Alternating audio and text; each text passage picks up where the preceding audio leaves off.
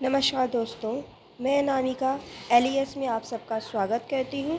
और सबसे पहले मैं आप सबसे माफ़ी चाहती हूँ, पिछले कुछ समय से आपको हमारे वीडियो नहीं मिल पा रहे हैं। दोस्तों, इस चैनल पे हिस्ट्री की सीरीज़ में मैं आज आपसे टॉपिक से हट के, एक्चुअली ये टॉपिक से हट के नहीं है, लेकिन फिर भी आज मैं महाभारत के बारे में कुछ डिस्कस करना चाहती हूँ। दोस्तों, महाभारत की जब हम बात करते हैं तो हम बहुत सारे तर्कहीन विषयों में उलझ के रह जाते हैं। वास्तव में बहुत से लोगों ने, इतिहासकारों ने महाभारत को झुठलाने की या काल्पनिक कहने की चेष्टा की है, कोशिश की है, ये साबित करने की कि महाभारत वास्तविक नहीं, एक काल्पनिक ग्रंथ है। मैंने अपने सोर्सेस ऑफ हिस्ट्री के वीडियो में ये बताया था कि महाभारत हिस्टोरिकल लिटरेचर है, यानी कि एक ऐसा लिटरेचर जो हिस्ट्री से जुड़ा हुआ है। जी हाँ, हो सकता है कि कुछ लोगों के लिए रामायण या महाभारत धार्मिक ग्रंथ हो सकते हैं, लेकिन इतिहास पढ़ने वाले और इतिहास को जानने वाले लोगों के लिए ये ग्रंथ विशुद्ध रूप से भारत का इतिहास ही है। आज हमारे इस वीडियो में हम ये जानेंगे कि कैसे महाभारत भारत का इतिहास है और कैसे ये मगध के उदय से जुड़ा हुआ है। क्या महाभारत सच में भारत के इतिहास से जुड़ा हुआ है या ये वास्तव में कोई काल्पनिक ग्रंथ है। आमतौर पे महाभारत का जब लोग जिक्र करते हैं तो लोगों ने तथ्य या तार्किक विषयों से हट जाते हैं और लोगों के सवाल क्या होते हैं। क्या सच में कृष्ण ने विराट रूप दिखाया था तो सिर्फ अर्जुन ने कैसे देखा, बाकियों ने कैसे नहीं देखा। गांधारी ने 100 पुत्रों को जन्म दिया और कैसे दिया, क्या ये संभव है। साथ ही कर्ण का जन्म कैसे हुआ, क्या कर्ण सच में सूर्य की संतान थे, क्या कुंती के पास देवताओं को आवाहन करने की शक्ति थी। ऐसे विषय, इसके साथ ही बहुत सारे अजीबोगरीब विषय। महाभारत में आप जब महाभारत में कुरु वंश की वंश वृक्ष को देखेंगे तो वंश वृक्ष में इनकी पूरी वंशावली मिलती है, और ये तभी संभव है जब कोई वंश या जब कोई भी परिवार इतिहास में मौजूद होता है। लेकिन हाँ, कुछ लोग इस वंशावली को भी काल्पनिक कह सकते हैं। दोस्तों, वास्तव में अगर आप ध्यान दीजिए तो आपको ये पता होगा कि महाभारत एक गद्य काव्य है, यानी कि काव्य से जुड़ा हुआ ग्रंथ है जिसे गद्यात्मक और काव्यात्मक दोनों रूप में लिखा गया है। जाहिर है कि अगर इसमें काव्य के पुट दिए गए हैं तो लोगों के बीच में इसे इंटरेस्टिंग बनाने के लिए, लोग जाने, समझें, सुने, इसके लिए इसमें कहीं कहीं अतिशयोक्ति अलंकार का प्रयोग किया गया होगा। एक उदाहरण देखिए, हल्दी घाटी ग्रंथ सब जानते हैं और चेतक की वीरता के किस्से हम सब ने सुन रखे हैं। चेतक की वीरता में कुछ लाइनें दी गई हैं कि गिरता न कभी चेतक तन पर, वह राणा प्रताप का कोड़ा था, वह दौड़ रहा अरिमस्तक पर या आसमान का घोड़ा था, जो तनिक हवा से बाग उड़ी लेकर सवार उड़ जाता था, राणा की पुतली फिरी नहीं तब तक चेतक मुड़ जाता था।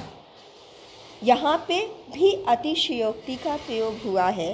वास्तव में ऐसा संभव नहीं है कि किसी की पुतली मुड़े और उससे पहले उसका घोड़ा मुड़ जाए, लेकिन अतिशयोक्ति का प्रयोग है। लेकिन सिर्फ इस वजह से हम ये नहीं कह सकते कि राणा प्रताप की या चेतक की जो प्रासंगिकता है वो वास्तविक नहीं है, या इनकी प्रासंगिकता पे हम प्रश्न नहीं उठा सकते।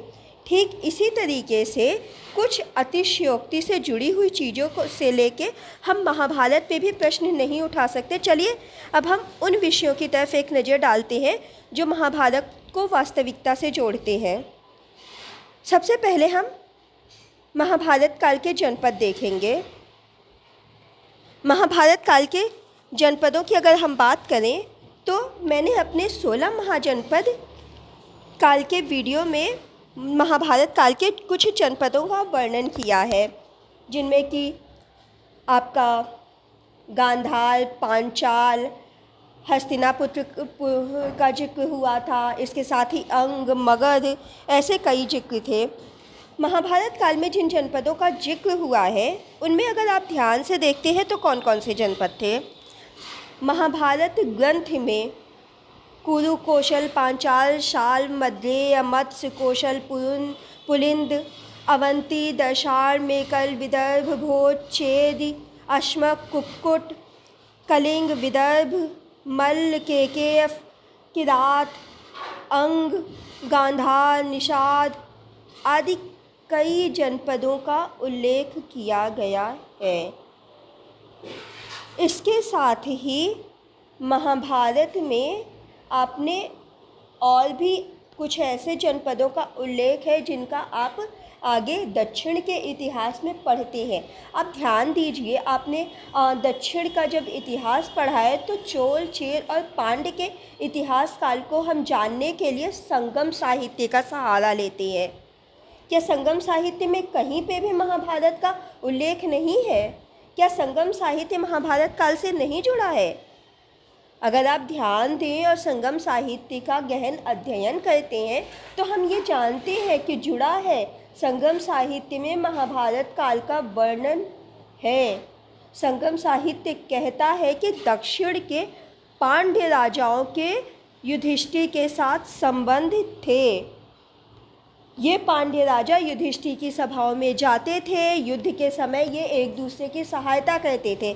इसे और अच्छे से जानने के लिए आपको युधिष्ठिर के राजसूय यज्ञ से पूर्व की पांडवों के विजय यात्रा को विस्तार में पढ़ना होगा और इसके लिए आपको महाभारत ग्रंथ पढ़ना होगा। इसके साथ ही उससे जुड़े हुए कुछ अन्य स्थानीय ग्रंथों का अध्ययन भी बहुत ज़रूरी है। चलिए आगे बढ़ते हैं।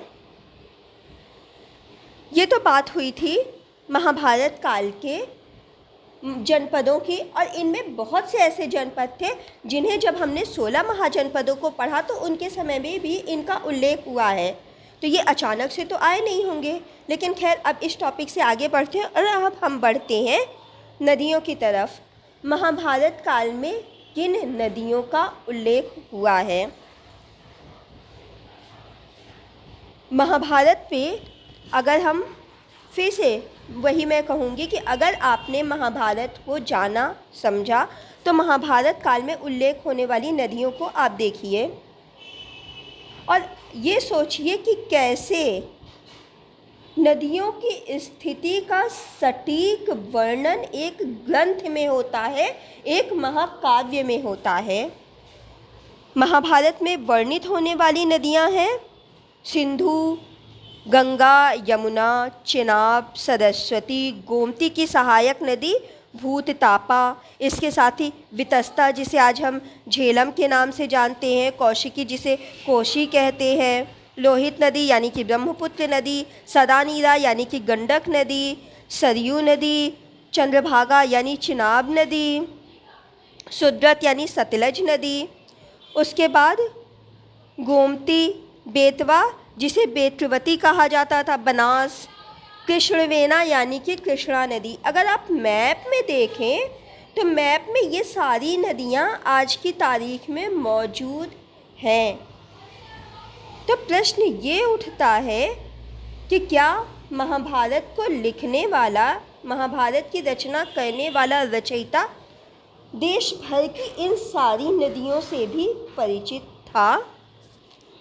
चलिए हम मान लेते हैं कि क्योंकि वो उसी कालखंड का था तो वो इन महाजनपदों से और उनके आसपास की नदियों से भी परिचित था। लेकिन इसके साथ ही बहुत सी और चीज़ों का वर्णन हुआ है, एक नज़र उन पे भी डाल लेते हैं। वो है पर्वत। पर्वत यानी कि माउंटेन्स। उस समय की किन किन महाभारत काल में किन किन पर्वतमालाओं का जिक्र हुआ है, सटीक स्थान पे हुआ है, जो आज भी पृथ्वी पे हमारे देश के आसपास और देश की सीमा के अंदर मौजूद है। एक बार उन पे भी नज़र डालती हैं। महाभारत महाकाव्य में जिन पर्वतों का वर्णन हुआ है वो है महेंद्र पर्वत जिसे पूर्वी घाट के रूप में पहचाना गया, मलय पर्वत जिसे पश्चिमी घाट के रूप में जाना गया। इसके बाद ही विंध्य और उसके समानांतर इरिक्वान पर्वत, चित्रकूट पर्वत, राजस्थान के अर्बुद पर्वत जिन्हें कि हम आबू पर्वत के नाम से जानते हैं, सुवेद पर्वत जिस पर कि लंका स्थित है, इसके साथ ही हिमालय की कई पर्वतमालाएं जिनमें कि कैलाश, कालकूट, गंधमान, मंदराचल, मैनाक आदि पर्वतों का भी सटीक जिक्र किया गया है इस महाकाव्य में। इसके साथ ही अब हम आगे बढ़ते हैं। अरण्यक यानी कि वन, फॉरेस्ट, महाभारत काल में वनों का भी जिक्र हुआ है। अगर आप महाभारत को ऊपरी तौर पे ऊंचा ऊंचा भी ऐसे भी जानते हैं कि चलिए ऊपर से हमें कुछ नॉलेज है महाभारत की, तो आपको ये पता होगा कि खांडव प्रस्थ जिसे कि जहाँ पे पांडवों ने अपना नया नगर इंद्रप्रस्थ बसाया था, वहाँ पर एक वन था जिस वन पे तक्षक नाग का साम्राज्य था, यानी कि एक ये वन है। तो महाभारत काल में कितने वनों का उल्लेख हुआ है? वनों की बात करें तो भारत में वनों की 9 कैटेगरीज बांटी गई, 9 वनों का जिक्र होता है। वो 9 वन कौन कौन से हैं? वो 9 वन हैं पुष्करारण्य, सैंधवारण्य, दंडकारण्य, नैमिषारण्य, अल्पला पर्वताकार, जम्बूमार्ग, हिमदंडरण्य, अर्बुदारण्य, कुरुजांजल। और इन सभी इन वनों का विस्तार से जिक्र किया गया है इस महाग्रंथ में।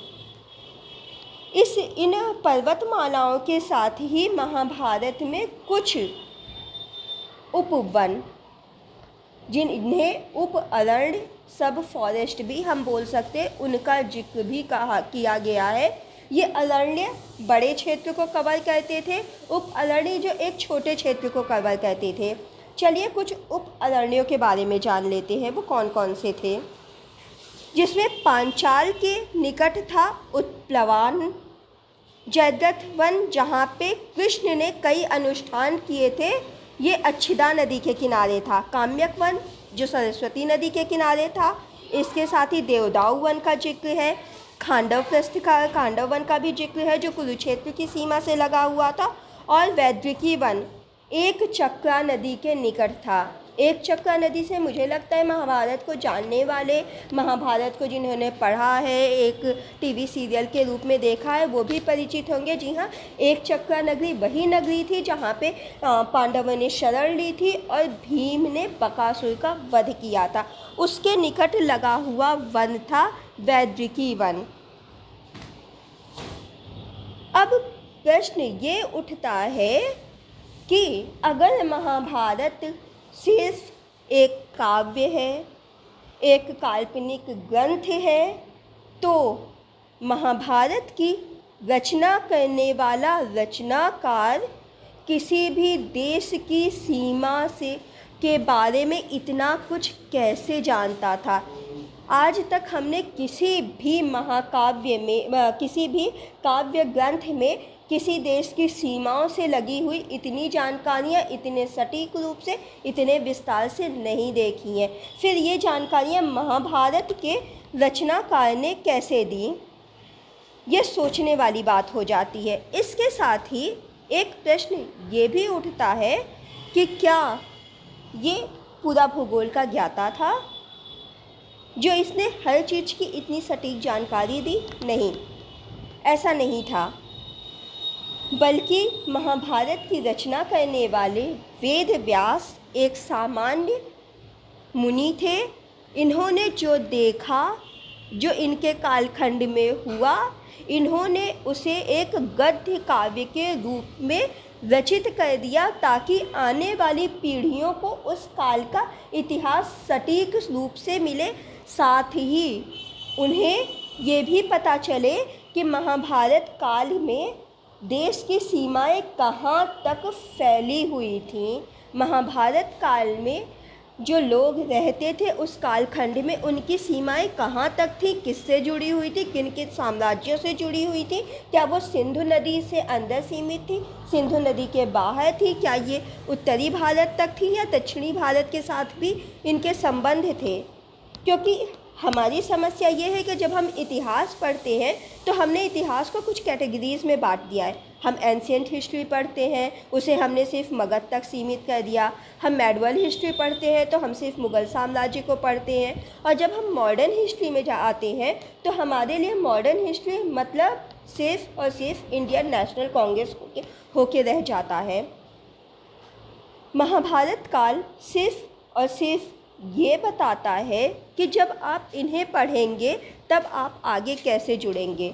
महाभारत महाकाव्य में मगध साम्राज्य का जिक्र हुआ है। मगध साम्राज्य जहाँ का शासक था जरासंध। और जब हम मगध के इतिहास को पढ़ते हैं प्राचीन इतिहास की श्रेणी में और हम मगध की स्थापना पढ़ते हैं तो हम ये देखते हैं कि मगध की स्थापना करने वाला वंश कौन सा था। तो हम जानते हैं जरासंध और बृहद्रथ वंश के बारे में। ये वही जरासंध और बृहद्रथ वंश हैं जिनका संबंध महाभारत काल से है। दोस्तों, आज के वीडियो के लिए बस इतना ही। मिलते हैं हमारे अगले वीडियो में। तब तक के लिए नमस्कार। आपको अगर वीडियो पसंद आता है तो आप इस वीडियो के साथ जुड़े रहिए। हमारी वेबसाइट का एड्रेस इसी वीडियो में नीचे दिया हुआ है, आप यहाँ पे भी विज़िट कर सकते हैं। धन्यवाद।